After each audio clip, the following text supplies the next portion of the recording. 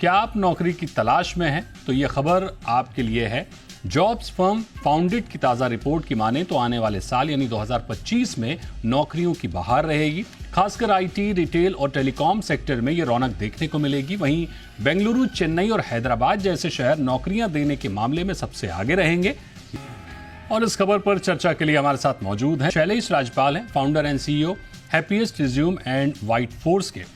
आपके पास आएंगे शैलेश जी, आपसे समझना चाहेंगे कि भले ही वैकेंसी आएगी लेकिन जाहिर है एप्लीकेंट वैकेंसी से कहीं ज्यादा होंगे। कंपनियों का जो सिलेक्शन क्राइटेरिया है वो कैसे बदल रहा है? अब परफेक्ट रिक्रूटमेंट के लिए किन किन बातों पर फोकस किया जा रहा है?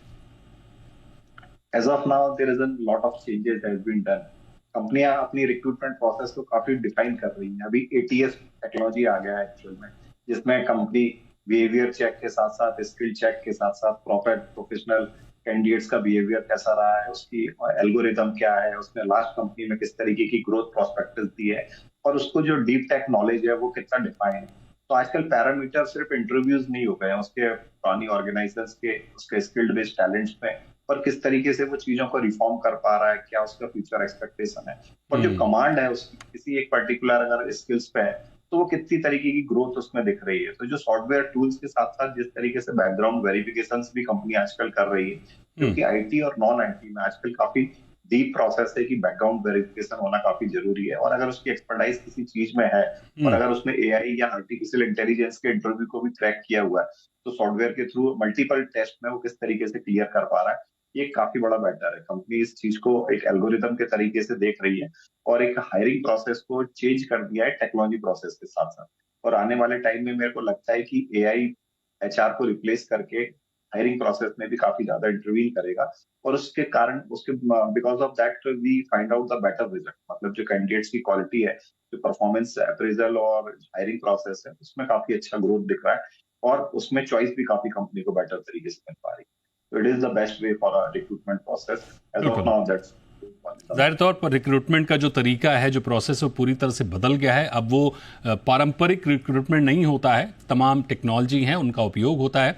एक बार फिर से आएंगे शैलेश जी आपके पास और आपसे समझना चाहेंगे कि आईटी, रिटेल, टेलीकॉम सबसे बड़े जॉब क्रिएटर बन रहे हैं।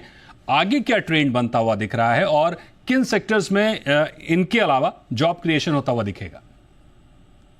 देखिए, आईटी में तो एज ऑफ नाउ ग्रोथ है और डेटा साइंस और जिस तरीके से काम कर रहे हैं एआई पे और मशीन लर्निंग पे काफी अच्छा पोटेंशियल ग्रोथ है।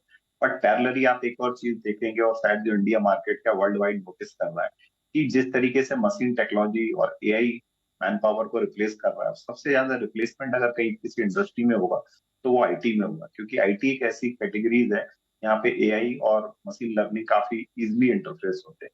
अब अपन अगर बात करते हैं रिटेल इंडस्ट्री की, तो रिटेल इंडस्ट्री एक ऐसी कैटेगरी है यहाँ पे ह्यूमन इंटरफेस का इन्वॉल्वमेंट काफी ज्यादा है। अगर आप किसी भी रिटेल स्टोर में जाओगे कैटेगरीज वाइज या back and operations wise, logistic को कुछ हद तक आईटी रिप्लेस कर सकता है। बट अगर मैं रिटेल शोरूम्स की बात करूंगा तो उस शोरूम्स के लिए तो मैन पावर की नीड है और काफी ज्यादा रहेगी, बिकॉज डिस्प्ले काउंटर्स पे और बारकोड रीडिंग पे और कैश काउंटर पे जिस तरीके से मैन पावर की डिमांड है और डे बाय डे ग्रो हो रही है। और अभी पहले तो इंडिया मार्केट में हमारे जो एग्जिस्टिंग रिटेल है, रिलायंस रिटेल है, या इसके अलावा और भी अदर रिटेल्स कंपनियां हैं जो काफी एक्सपांसन कर रही है। बट अगर आप देखेंगे तो international brand like Louis Vuitton हो गए, इस तरीके से और काफी बड़े ब्रांड्स हैं दो are enter in the Indian market and they targeting on the Levi's retail. तो अभी अगर आप रिटेल देखेंगे तो Levi's retail as well as the customer first retails, both are the process are going on. और 24/7 भी अभी रिटेल को इंडियन गवर्नमेंट ने अलाउ कर दिया है।